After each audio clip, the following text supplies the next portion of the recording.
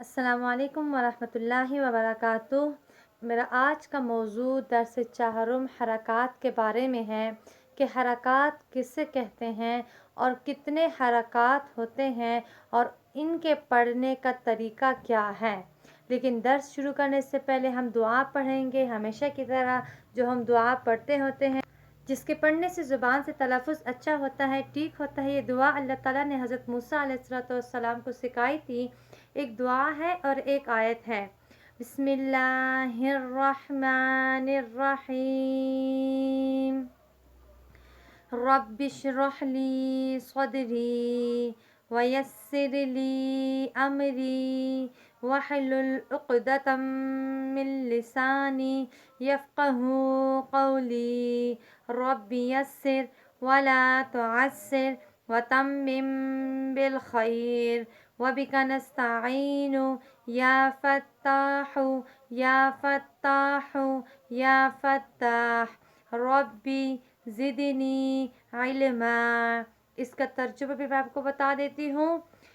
رب اشرح لی صدری، اے اللہ کھول دے میرے لیے میرے سینے کو، ویسر لی امری، اور آسان کر دیجئے میرا کام، واحلل عقدۃ من لسانی، اے اللہ رب العزت میری زبان کی جو گرہ ہے، جو لکنت ہے، اس کو کھول دیجئے، یفقہوا قولی، تاکہ میری بات کو سب سمجھ سکیں۔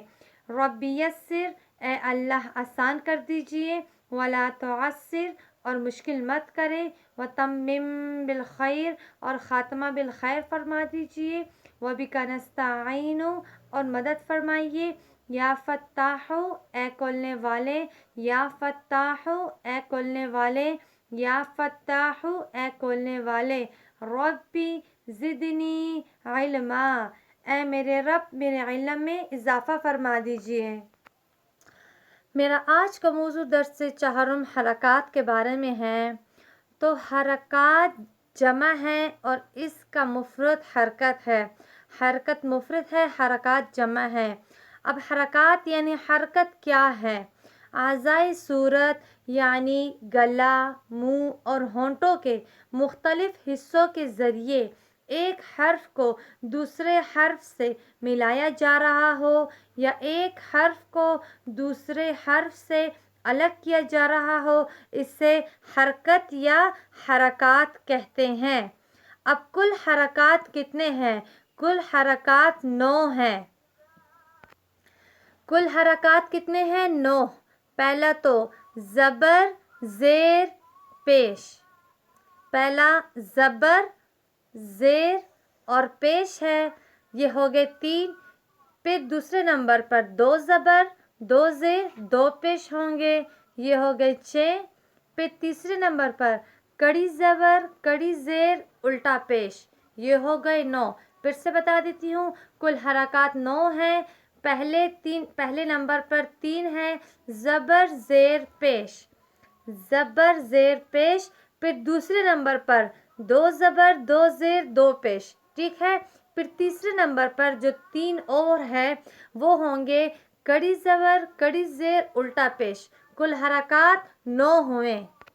لیکن اس درس چہارم میں ہم جن حرکات کی بات کر رہے ہیں وہ 3 ہیں۔ وہ کیا کیا ہے؟ فتحہ یعنی زبر، کسرہ یعنی زیر، ضمہ یعنی پیش۔ فتحہ یعنی زبر، کسرہ یعنی زیر، ضمہ یعنی پیش، ضمہ یعنی پیش۔ تو زبر زیر پیش میں سے ہر ایک کو حرکت کہتے ہیں۔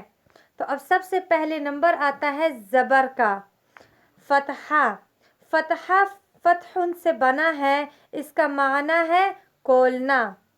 اس کی ادائیگی اب کیسے ہوگی، یعنی زبر کی پہچان کیسے ہوگی، اسے کیسے ادا کیا جائے گا؟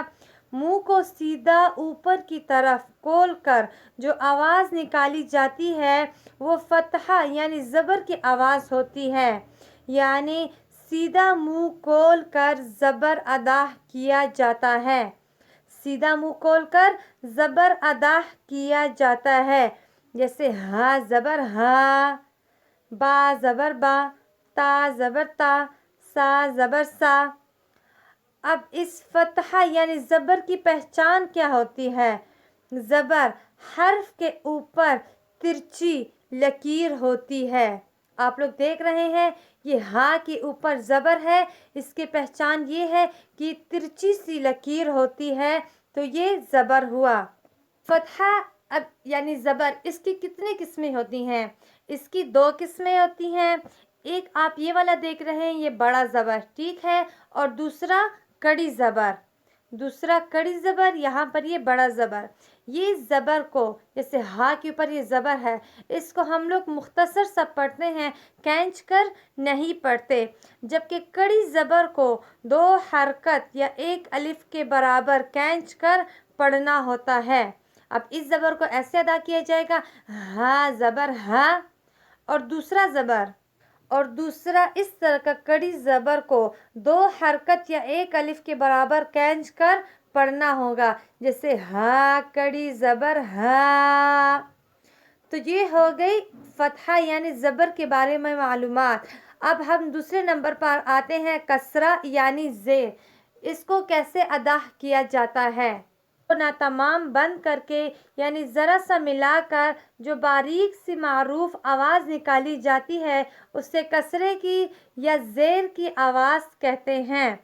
یعنی زیر ہونٹوں کو نیچے کی طرف جھکا کر پڑھا جاتا ہے، جیسے ہا زیر ہی، اسی طرح با زیر بی، تا زیر تی. اب اس کی پہچان کیا ہے؟ یعنی زیر کیسے لکھا ہوا ہوتا ہے؟ زیر کی علامت حرف کے نیچے ترچی لکیر ہوتی ہے.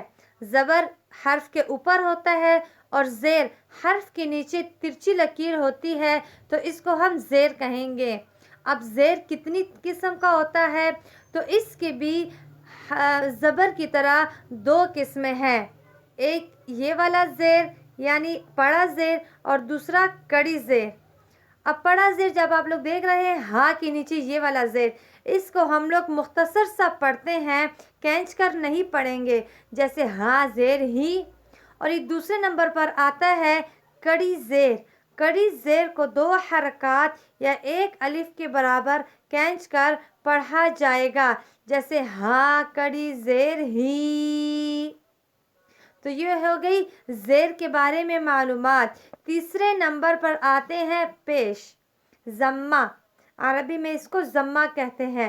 تو ضمہ ضمن سے نکلا ہے، معنی ہے ملانا. اب اس کی ادائیگی کیسے ہوتی ہے؟ ہونٹوں کو ناتمام ملا کر چون جیسی بنا کر جو باریک سی آواز نکالی جاتی ہے اسے ضمہ یعنی پیش کی آواز کہتے ہیں. یعنی ہونٹوں کو گول ناتمام بند کر کے پیش ادا کیا جائے گا، جیسے ہا پیش ہو، با پیش بو، تا پیش تو. اب ضمہ یعنی پیش یہ کتنی قسم کا ہوتا ہے؟ یہ بھی 2 قسم کا ہوتا ہے. اسی زبر زیر کی طرح 2 ہی قسمیں ہوئی. بڑا پیش یعنی یہ والا سادہ سا، اور الٹا پیش یعنی یہ والا. بڑا پیش یعنی یہ والا پیش، اس کو ہم مختصر سا پڑھیں گے، جیسے ہاں پیش ہو. دوسرے نمبر پر الٹا پیش. الٹا پیش کی آواز کو 2 حرکات یا 1 الف کے برابر لمبا کر کے پڑھنا ہوگا، یعنی کھینچ کر پڑھیں گے، جیسے ہاں الٹا پیش ہو. الٹا پیش مد اصلی کا مقام بھی ہوتا ہے. مد کی تعریف بعد میں آئے گی انشاءاللہ. زبر زیر پیش پڑھنے میں لوگ کیا غلطیاں کر جاتے ہیں؟ لوگ یہ غلطی کرتے ہیں کہ ان حرکات کو یعنی زبر زیر پیش کو مجہول مت پڑھیں. مثال کے طور پر الحمد للہ رب العالمین، یعنی یہ ایک سنٹینس ایک جملہ ہے، اس کو اتنا ٹہر کر مت پڑھیں، اس کو ایک ہی دفعہ پڑھیں، الحمد للہ رب العالمین.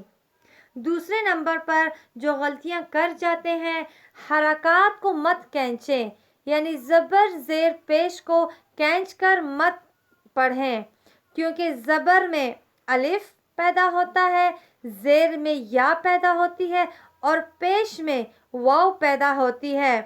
پھر میں آپ کو وہی مثال دوں گی، الحمدللہ کی میں مثال دوں گی، ٹھیک ہے. جیسے الحمد میں ہا کی زبر کو الحمد میں، پھر دال کی پیش کو للہ میں، ہا کی زیر کو اس طرح کھینچ کر پڑھنا الحمد للہ. اس طرح کھینچ کر قطعاً غلط ہے. تو لہٰذا ہم لوگ حرکات کو نہیں کھینچیں گے، یعنی زبر زیر پیش کو مت کھینچ کر پڑھیں. تیسرے نمبر پر اس کو اتنا جلدی بھی نہ پڑھیں کہ سمجھ نہ، جیسے حاضر ہا حاضر ہی ہا پیش ہو، اتنا کھینچ کر اتنا جلدی بھی نہ پڑھیں. اور چوتھے نمبر پر ایسے بھی نہ پڑھیں کہ اس کو جھٹکا محسوس ہو، جیسے ہا زبر ہا، ہا زیر ہی، ہا پیش ہو، اس طرح بھی نہیں پڑھیں گے. تو یہ تھی مختصر سے معلومات حرکات کے بارے میں. مجھے امید ہے کہ آپ لوگوں کو یہ انفارمیشن بہت زیادہ اچھی لگی ہوئی ہوگی اور میرا آج کا سبق آپ لوگوں کو بہت زیادہ اچھا لگا ہوا ہوگا. میرا آپ سب سے ریکویسٹ ہے میرے چینل کو سبسکرائب کر دیں، لائک اور شیئر کر اپنے فرینڈس اور فیملی کے ساتھ. اور آپ سب کا بہت زیادہ شکریہ کہ آپ لوگوں نے مجھے اتنا زیادہ سپورٹ کیا. آپ سب کا بہت زیادہ شکریہ. مجھے اپنی دعاؤں میں یاد رکھیے گا. السلام علیکم ورحمۃ اللہ وبرکاتہ.